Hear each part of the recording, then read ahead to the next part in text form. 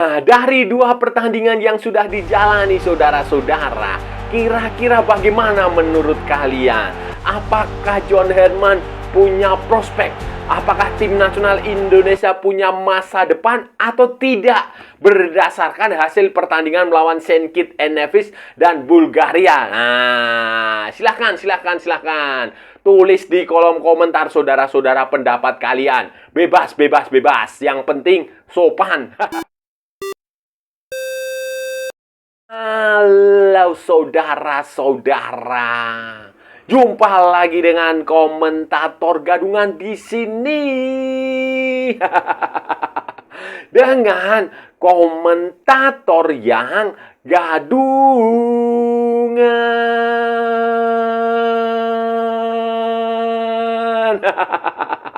Jadi begini saudara-saudara,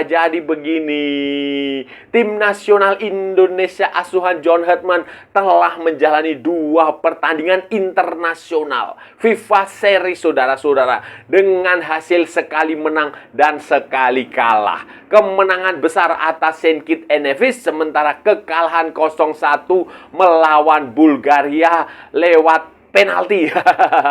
Secara umum saudara-saudara, John Herdman melakukan sejumlah eksperimen, melakukan perubahan pemain, memberi kesempatan beberapa pemain, kemudian melakukan rotasi kepada pemain, memanggil total 41 pemain, kemudian memasukkan 23 pemain inti, mencoret satu pemain, kemudian menambahkan satu pemain karena ada yang cedera. Dan itulah saudara-saudara sudah lihat sendiri bagaimana John Herdman menjalani pertandingan dengan tim nasional Indonesia. Hasil yang menurut saya lumayanlah saudara-saudara, di tengah mental para pemain yang sempat down, mental kepercayaan supporter yang sempat menurun setelah kegagalan Patrick Kluivert membawa Indonesia ke Piala Dunia 2026 saudara-saudara. Hasilnya ya lumayanlah, cara bermain, cara formasi, kita mulai dari formasi saudara-saudara. Formasi yang menurut saya cukup unik. Pertandingan pertama dia memainkan 4-4-2. Pertandingan kedua dia memainkan 4-3-3 dengan pemain yang selalu dimasukkan dalam starting line up dalam pertandingan pertama maupun pertandingan kedua saudara-saudara. Di belakang ada Jay Itzes, kemudian Rizky Ridho Ramadhani itu dipercaya main masuk starting line up dalam dua pertandingan, kemudian Calvin Verdong dan Kevin Dix di tengah itu juga main dalam dua pertandingan line up. Kemudian di depan ada Ole Romney dan Ramadan Sananta yang diberi kepercayaan untuk bermain di starting line up dalam dua pertandingan. Ini membuktikan bahwa ya John Herdman ini cukup fair, memberikan kesempatan kepada semua pemain untuk mencicipi, untuk menjajal, mendapatkan kesempatan bermain di tim nasional Indonesia pada FIFA Series kali. Meski dalam dua pertandingan ini menggunakan formasi 4-4-2 dan 4-3-3 saudara-saudara, tetapi kita bisa melihat bahwa formasi ini di lapangan pada prakteknya itu cair. Pada prakteknya itu tidak terpaku pada starting line up itu saudara-saudara. Karena di lapangan pada kenyataannya itu terlihat sekali itu lebih mirip 3-5-2, lebih mirip 3-4-3, lebih mirip 3-4-1-2, lebih mirip 3-4 berapa?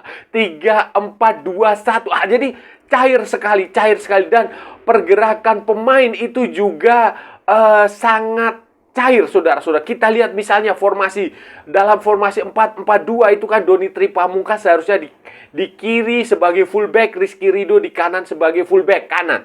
Tetapi pada kenyataannya Rizky Ridho tidak diizinkan untuk berperan sebagai layaknya fullback kanan. Maju ke depan, maju mundur, tidak, tetapi Rizky Ridho lebih banyak bertahan agak ke belakang, sehingga itu ada 3 pemain di belakang. Karena di depan Rizky Ridho itu ada siapa namanya, Kevin Dick yang berfungsi sebagai gelandang sayap. Nah, itu menarik, saudara-saudara. Begitu pula di kiri, sebenarnya ada Calvin Verdong di situ, tetapi Calvin Verdong agak ditarik ke tengah, agak berfungsi sebagai gelandang tengah, box to box midfield. Kayak begitu, bertandem dengan Jordi Amat di pertandingan pertama dan Joey Pelupessy di pertandingan kedua, sehingga Doni itu lebih seperti wingback. Wingback, saudara-saudara, seperti wingback dalam formasi 5 gelandang itu, dia off maju terus. Begitu pula dengan posisi David Beckham. Beckham itu yang di tengah, tetapi dia fluid, maju ke depan, bisa menjadi second striker, bisa menjadi, kalau di Italia itu istilahnya adalah trequartista. Nah, hal yang sama terjadi pada Ole Romney. Walaupun posisinya adalah striker, dalam formasi 4-4-2 dia adalah penyerang bersama dengan Ramon Sananta, tapi faktanya itu dia lari agak ke belakang, cair, bergerak di belakang, memberi assist, memberi umpan. Hal yang sama terjadi dalam skema 4-3-3 ketika melawan Bulgaria. Joey Pelupessy memang di situ, Calvin Verdong, Dick itu di tengah menjadi gelandang tengah, tetapi faktanya realitasnya itu hampir sama seperti pertandingan pertama. Sebagai fullback, sebagai back gelandang sayap. Begitu pula yang di depan itu oleh Romney kembali lagi memainkan posisi agak ke belakang, kemudian jadi menyisakan satu striker, Ramadan Sananta. Ragnar Uratmangun juga bergerak liar, kemudian Calvin Verdong bergerak ke tengah, ke kiri, ke kanan. Cairlah, saudara-saudara, cair. Jadi bisa diambil kesimpulan bahwa secara formasi ini John Herdman tampaknya tidak terpaku pada formasi tertentu. Dia lebih menginginkan para pemain semuanya terlibat dalam permainan. Itu yang saya lihat. Pemain terlibat dalam dalam permainan, bergerak, cair, mencari ruang, mencari celah, ikut bantu menyerang. Terbukti pemain seperti Elkan Bagot juga diberi kesempatan ketika bola-bola mati untuk melepaskan heading. Dengan pemanggilan beberapa pemain dari liga lokal dan diberi kesempatan untuk bermain di liga lokal, pemain muda juga diberi kesempatan seperti Doni Tripamungkas, kemudian Jens Reven dipanggil kemudian hari setelah Mauro Zylstra cedera. Itu menunjukkan bahwa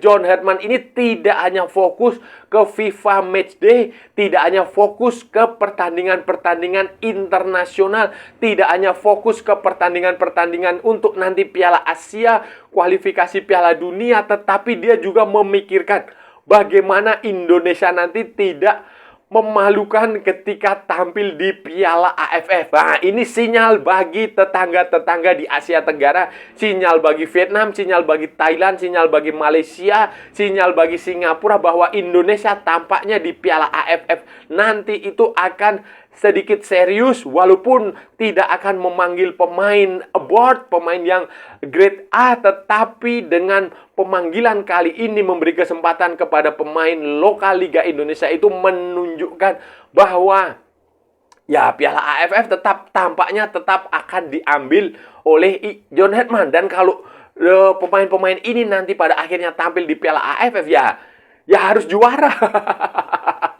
Harus juara, walaupun hanya piala kaleng, saudara-saudara. Karena ini menunjukkan bahwa seperti Beckham, Doni, kemudian pemain-pemain lokal itu diberi kesempatan bermain, Ridho diberi kesempatan bermain itu, kemudian Eliano Reinders juga diberi waktu bermain, itu menunjukkan hal tersebut. Belum lagi masih ada Tom Hai, Shane Patinama yang tidak bisa ikut. Nah, ini menunjukkan bahwa John Herdman punya 2 kategori pemain. satu kategori pemain dari lokal, liga lokal yang tampaknya akan digeber nanti untuk AFF, sementara pemain internasional itu tetap akan diberi kesempatan untuk bermain di level-level internasional, dan nggak usah lagi berpikir ada tambahan pemain naturalisasi.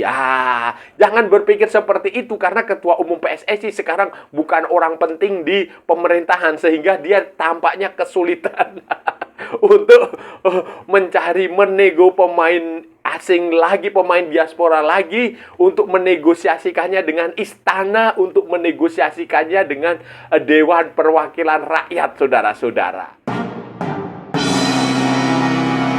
Cukup menjanjikan, saudara-saudara, tetapi tidak lepas juga dari kritik. Tetap kita harus mengkritik. Salah satu yang menjadi perhatian saya adalah ball possession-nya terlalu banyak, efektivitasnya lemah.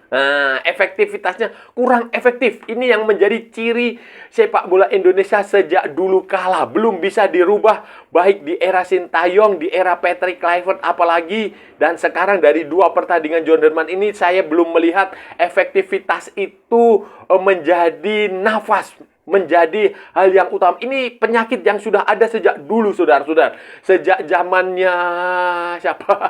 Oh, sudah lama, saudara-saudara. Bahkan sejak zaman Ivan Kolev, Benny Dolo, Rahmat Darmawan, Jackson Tiago, Alfred Riedel, Luis Mia, semua Simon McManamy, itu semua masalah efektivitas. Secara ball possession kita itu memang selalu bagus bermain dalam ball possession. Lihat lawan Bulgaria itu, ball possession kita gila. Lawan tim yang peringkat 80-an kita bisa main seperti itu. Walaupun stadion nggak penuh ya.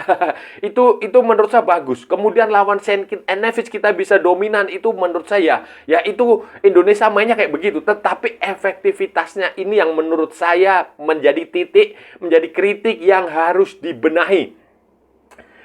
Efektivitas, sudah melawan St. Kitts and Nevis itu kita punya, mungkin kalau itu efektif sekali ya, itu kita bisa menang mungkin berapa ya, 6 gol, 7 gol itu bisa terjadi waktu lawan Kitts and Nevis. 6 gol, 7 gol, bahkan 8 gol bisa tercipta lawan St. Kitts and Nevis. Ketika melawan Bulgaria, kalau efektivitas kita ada dan keberuntungan, itu ada, mungkin kita bisa menang 2 gol, 3 gol, bisa, saudara-saudara. Bisa mencetak 2 gol, 3 gol, bisa. Karena faktanya kan itu ada 2 peluang yang kena tiang oleh Romney sama siapa itu? Elkan ya, itu. Kemudian ada beberapa manuver peluang yang menurut saya itu sayang sekali tidak menjadi gol. Jadi itu menjadi titik kritik saya kepada John Herman yang harus segera dicarikan solusi. Secara pergerakan pemain fluid, cair, itu memang saya puji, itu bagus sekali. Pemain bisa cair, tropas-tropasnya juga hidup, kemudian tidak terlalu lama pegang bola. Ya, ini yang penting. Bola langsung mengalir satu ya, ada dribble bola ada, tetapi tidak banyak. Dan memang kritik saya ini harus diperbaiki efektivitas. Sebab sejak dulu kala itu efektivitas menjadi masalah utama tim nasional Indonesia, dan ini perlu dicarikan solusi. Jadi, kesimpulannya apa, saudara-saudara? Kesimpulannya apa? Silakan tulis di kolom komentar pendapat kalian tentang tim ini. Bebas saja, yang penting sopan, jangan menghina negara lain. Nggak usah disindir-sindir, nggak usah. Tetapi bagi saya, kesimpulannya dari permainan yang dijalani oleh dua pertandingan ini yang dijalani oleh John Herman ini, Indonesia, tim nasional Indonesia punya prospek. Punya prospek dia, cara mainnya ada, cara mainnya sudah terbentuk, ada. Kemudian pemanggilan pemainnya juga cukup fair di sini. Semua diberi kesempatan, semua diberi jam terbang untuk menunjukkan kemampuan dia. Tidak ada pemain titipan, tidak ada like and dislike, tetapi masih ada pemain yang perlu diberi kesempatan. Misalnya Egy Maulana Fikri, Ricky Kambuaya, kemudian siapa lagi? Hernando perlu dipanggil ke pemanggilan berikutnya, Dean James itu perlu ditanyakan lagi apakah dia menyesal punya paspor Indonesia atau tidak. Jangan-jangan Dean James itu menyesal punya paspor Indonesia sehingga mau balik lagi ke paspor Belanda supaya bisa main di Eropa. Nah, itu perlu ditanyakan juga. Kemudian kalau mau naturalisasi ya silahkan cari pemain yang sesuai kebutuhan, khususnya di lini depan, di striker. Kalau yang di belakang udah stoknya udah banyak. Atau untuk mengganti misalnya di tengah pemain yang bisa pegang bola. Tetapi ya sebenarnya nggak perlu sih punya gelandang yang bisa pegang bola. Yang penting bisa mengalirkan bola. Kalau menurut saya, kalau pegang bola itu dia berlama-lama dengan bola. Itu menurut saya tidak cocok. Makanya itu terkonfirmasi bahwa efektivitas Indonesia rendah karena kita selalu mencari pemain yang bisa pegang bola, bukan pemain yang mengalirkan bola. Kalau saya sih lebih baik pemain yang mengalirkan bola. Nah, itu. Kemudian, untuk target ke depan ya tetap targetnya lolos ke Piala Dunia 2030, Piala Asia 2027, mencapai fase knockout. Itu targetnya. Kalau masalah Piala AFF itu anggap aja sebagai bonus, iseng-iseng berhadiah. Bisa juara, alhamdulillah, puji Tuhan. Tidak juga tidak masalah, jangan dijadikan beban. Kemudian FIFA ASEAN Cup itu juga harus jadikan target karena itu punya label FIFA, berarti itu pertandingan kompetisi yang cukup bergengsi. Dan saya punya keyakinan ini tim yang bagus, yang penting dirawat terus, tidak buru-buru besar kepala, tidak buru-buru sombong, tidak buru-buru main king-kingan. Jangan basernya PSSI, basernya Erick Thohir bergerak mengkompor-kompori, memanaskan, memuji-muji, nggak usah. Santai aja, santai, tetap kita kawal, tetapi secara objektif. Kalau ada yang bagus, kita beri apresiasi. Kalau jelek, ada kekurangan, kita kritik. Kita kasih solusi. Tidak usah berlebihan, karena kalau hanya 2 pertandingan belum bisa menilai. Nanti setahun, 2 tahun, nanti di Piala Asia itu kita vonisnya di situ. Kalau ternyata Piala Asia bisa lolos ke babak 16 besar, ke fase knockout ya bisa lanjut. Tetapi kalau gagal di fase grup ya selamat tinggal. Saudara-saudara, itu tadi pembahasan kita hari ini, saudara-saudara. Kita sudah bicara panjang lebar dari A sampai Z, dari barat sampai ke timur, dari utara sampai ke selatan, dari Sabang sampai Merauke, dari Plorote sampai Plumyangas, dari New York sampai San Francisco, dari London sampai Istanbul, dari Zimbabwe sampai Vanuatu, dari New York sampai dari mana? Malvinas sampai Greenland, dari Santa Fenang sampai Kota Kinabalu. Semua sudah kita ulas, semua sudah kita cakap, semua sudah kita bacotin, semua sudah kita gibahin, semua sudah kita cangkeman. Semua secara bebas. Yang penting sopan.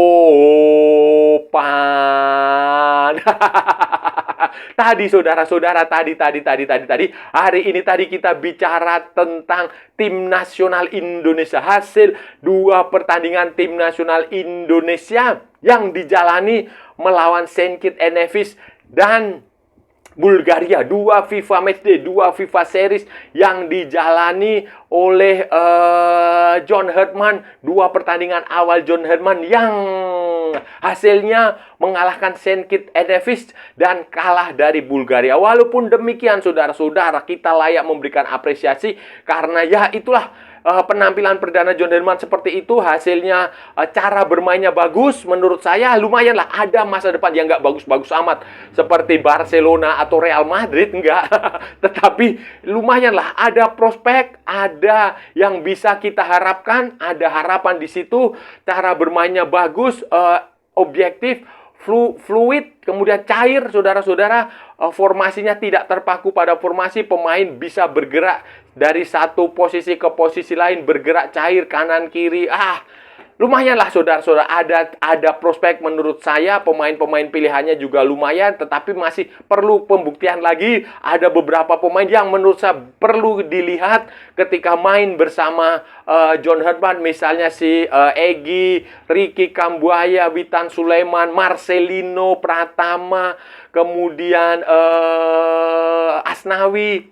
Tom Hai, Shane Panditama itu bisa diberi kesempatan di pemanggilan berikutnya untuk melihat sejauh mana pemain-pemain ini bisa menyatu dengan gaya, dengan taktik, dengan strategi yang ingin dirancang oleh John Herdman. Dan target jelas Piala Dunia lolos, Piala Asia ke fase knockout, kalaupun Piala AFF hanya hiburan saja, iseng-iseng berhadiah, juara alhamdulillah tidak masalah. FIFA ASEAN Cup juga kalau bisa sukses di situ karena mengandung label ASEAN, label FIFA ya. Ya itulah, semoga sukses saudara-saudara ke depannya dan tidak besar kepala terlebih dahulu, tetap kita dukung, berikan masukan, berikan kritik, itu juga penting.